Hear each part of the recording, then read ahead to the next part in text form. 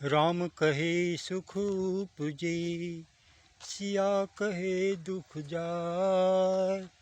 महिमा महाप्रसाद की, संतों भोग लगाए।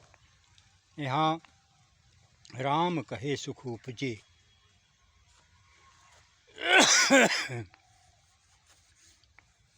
सिया कहे दुख जाए। यहाँ कहने का तात्पर्य गहने से है। कहने के पीछे गहने छिपा हुआ है। हमें गहने को ही देखना पड़ेगा, समझना पड़ेगा, जीवन में धारण करना पड़ेगा, तभी जीवन सफल हो सकता है। राम जी को हम लोग गहें, राम जी का चरित्र, राम जी का संस्कार, राम जी की संस्कृति, राम जी की नैतिकता, इन सब को हमें जीवन में धारण करना है तो हमारे अंदर सुख उपजेगा, शांति उपजेगी, आनंद आएगा, सच्चित के आनंद की प्राप्ति होगी। और सिया के विचारों को गहने से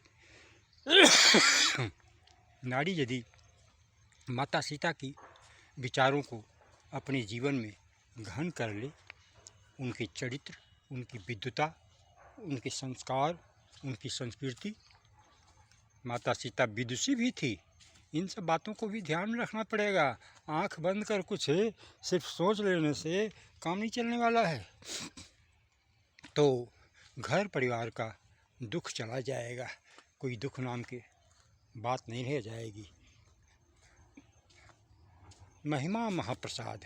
अब महाप्रसाद जब ज्ञान हो, ज्ञान के पहले प्रसाद के पहले ज्ञान शब्द लगा हुआ है। ज्ञान को लोगों ने काट कर हटा दिया है, इस पर चिंतन करते नहीं, बहुत सारी बातों को हटा दिया है। गंगा स्नान में ज्ञान गंगा का स्नान है, इसी तरह से प्रसाद में, महाप्रसाद में ज्ञान शब्द है। ज्ञान को हटा दोगे तो प्रसाद पाने की एक होड़ सी लग जाएगी, और लगी हुई है। अच्छी बात है, प्रसाद तो पाना ही चाहिए, ऐसी बात नहीं है, लेकिन सिर्फ यही अन्न प्रसाद, फल प्रसाद, जल प्रसाद ग्रहण करने से ही जीवन धन्यमय नहीं होगा।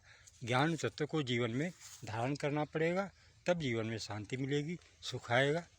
महिमा महाप्रसाद की, संतों भोग लगाए, और संत समाज इस पर विशेष ध्यान देकर इसका उपयोग करें, उपभोग करें, जीवन में उपयोग करें, शांति